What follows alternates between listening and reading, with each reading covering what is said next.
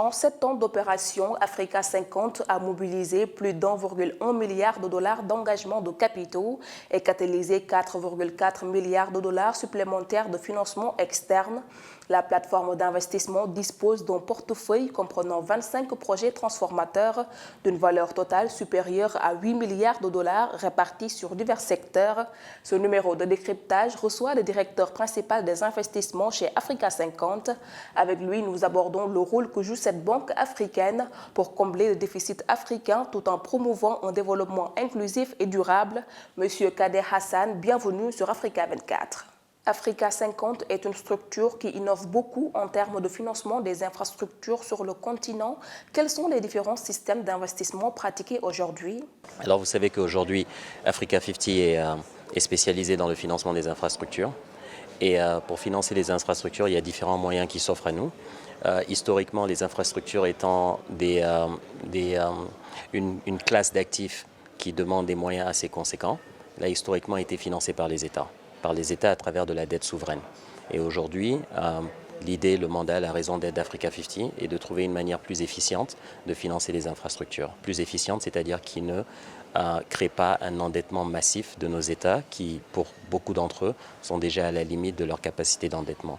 Donc aujourd'hui, en termes d'investissement, Africa 50 se base sur un fonds de développement de projets, se base sur un fonds d'investissement sur des projets qui permettent de catalyser d'autres acteurs sous-régionaux, continentaux et internationaux pour attirer des capitaux pour le développement de ces infrastructures en Afrique. Donc aujourd'hui, juste de manière macro et globale, c'est vraiment l'aspect sur lequel nous prêtons énormément d'attention, de pouvoir catalyser des revenus extérieurs pour pouvoir financer nos infrastructures sur le continent.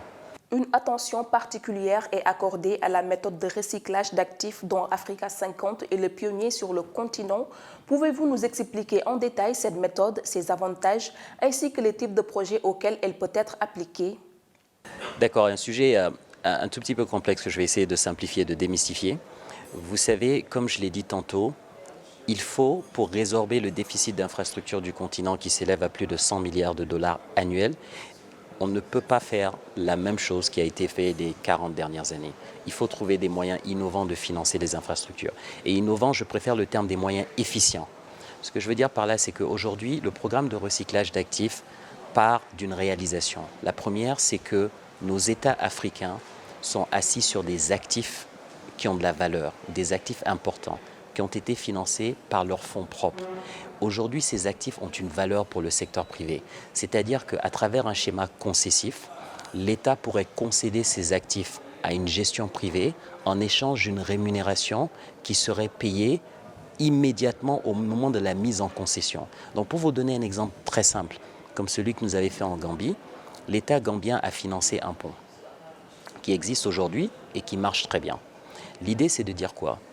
Monsieur l'État, donnez-nous à Africa 50 cet actif en concession. Et ce n'est pas une privatisation parce que la propriété de l'actif reste et demeure toujours à l'État.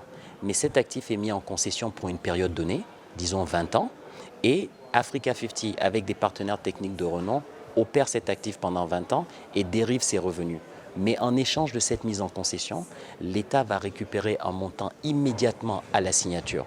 Ce montant permet à l'État de construire une nouvelle infrastructure sans avoir eu affaire à un endettement additionnel. Et on peut créer un cercle vertueux parce que cette nouvelle infrastructure qui sera créée, la même chose peut être faite, ainsi de suite. Donc on se met dans un cercle vertueux qui permet à l'État de construire de nouvelles infrastructures sans endettement. Et le premier de ce projet a été réalisé en Afrique, dans la République de Gambie, et nous en sommes extrêmement fiers. Votre regard se tourne principalement vers des projets d'avenir à fort impact dans les secteurs des transports, des TIC, de l'eau et surtout de l'énergie. Pouvez-vous nous donner quelques exemples de grands projets que vous avez réalisés et comment évaluez-vous leur impact? Vous êtes sans savoir qu'une économie ne fonctionne pas sans les entrants. Les entrants, c'est l'énergie. Aujourd'hui, si nous devons transformer nos économies, on parle beaucoup de la transformation industrielle. L'entrant majeur, c'est l'énergie et le coût de l'énergie le plus compétitif. Donc aujourd'hui, il est clair pour tout le monde que nous devons avoir des investissements massifs dans le secteur énergétique. En même temps, nous devons combiner ça avec deux choses, ce qu'on appelle une juste transition.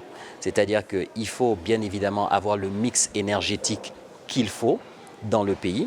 Si nous sommes au Sahel, par exemple, il faudrait peut-être faire plus d'investissements dans le solaire parce que c'est disponible. Mais bien évidemment, quand nous sommes dans des pays, je dirais sur le bassin du Congo, on a plus de l'hydroélectricité et c'est ça qu'il faut utiliser. Donc ce que je veux dire, c'est que nous, à Africa 50, n'avons pas une approche dogmatique. On a une approche réaliste. Ce qui veut dire qu'il faut, lorsque nous allons dans des pays, et vous avez posé une question sur le type de projet à fort impact que nous faisons, je vous donne 2 exemples. En Afrique centrale, la centrale de Nachtigal, qui est une centrale hydroélectrique de plus de 400 MW. Nous avons catalysé et financé avec un financement de plus de 800 millions de dollars. Donc ça, c'est un exemple, une centrale hydro qui participe au mix énergétique du Cameroun. Je prends un autre exemple en Afrique du Nord, en Égypte, où nous avons une centrale solaire de 400 MW, dont nous avons participé non seulement au développement, ensuite à la structuration, et au financement. Donc ça, c'est la réalisation de quoi? C'est la réalisation de, on ne peut pas avoir une seule approche dans le secteur énergétique sur les mêmes pays. Il faut avoir des réalités qui sont basées sur le pays lui-même. La deuxième question était relative à l'impact, très facilement mesurable. C'est vrai qu'on peut parler d'impact financier, ça c'est le retour sur investissement et l'argent que vous avez placé, mais on peut parler aussi d'impact économique. C'est-à-dire il faut les mettre dans différentes catégories. C'est-à-dire, aujourd'hui, qu'est-ce que ces projets apportent comme revenus fiscaux, par exemple, pour l'État, d'un côté? Qu'est-ce que ces projets rapportent en termes de capital humain que nous développons? Quelles sont les capacités locales qui ont été développées à travers ce projet et qui vont rester, notamment dans le cas du Cameroun, où 95% aujourd'hui du staff est local et a été formé à l'entretien et à la maintenance de centrales hydroélectriques. Donc vous voyez que ce sont des impacts qui sont mesurables et que l'on suit dès la structuration du projet, la construction et l'implémentation. Le fonds d'accélération d'Africa 50, d'un montant de 500 millions de dollars américains, a réussi à lever 225 millions principalement avec des acteurs locaux. Comment parvenez-vous à réduire les craintes liées aux risques sur le continent pour les investisseurs? Alors vous savez, il y a 2 sujets dans cette question. Il y a le risque lui-même et il y a la perception du risque, qui, de ma part et de ma position et mon expérience en travaillant sur le continent, sont 2 choses totalement différentes. Aujourd'hui, je pense que l'Afrique en général a plus un souci de perception du risque que de risque réel. Et ça, c'est assez facile à adresser. C'est adressé par la performance du fonds. Vous avez mentionné l'exemple du fonds d'accélération d'Africa 50.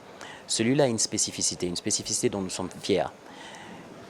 Presque 80%, plus de 80% des fonds du premier closing, c'est-à-dire des 225 millions, ont été levés auprès d'institutionnels africains. Nous ne pouvons pas demander aux autres d'avoir confiance en notre continent si nous-mêmes, en tant qu'Africains, nous n'avons pas confiance en notre continent. Ça, ce n'est pas possible. Donc nous avons demandé à nos institutionnels africains de dire, écoutez, c'est très très simple. On a probablement un problème de perception du risque. Si nous mettons notre argent, en tant qu'institutionnel africain, dans un fonds, que nous l'investissons et que nous utilisons la performance de ce fonds pour montrer au reste du monde et aux autres investisseurs, mais écoutez, regardez, en termes de défauts, en termes de performance, nous n'avons rien à envier à aucune autre partie du monde. Et donc, dans la seconde partie de la levée de fonds, là, nous pourrons attirer des investisseurs qui sont probablement internationaux. Donc voilà ce qui a été un peu la stratégie.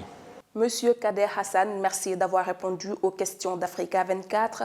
Merci à vous aussi de nous avoir suivis. Retrouvez ce programme en intégralité sur MyAfrica 24 et africa24tv.com.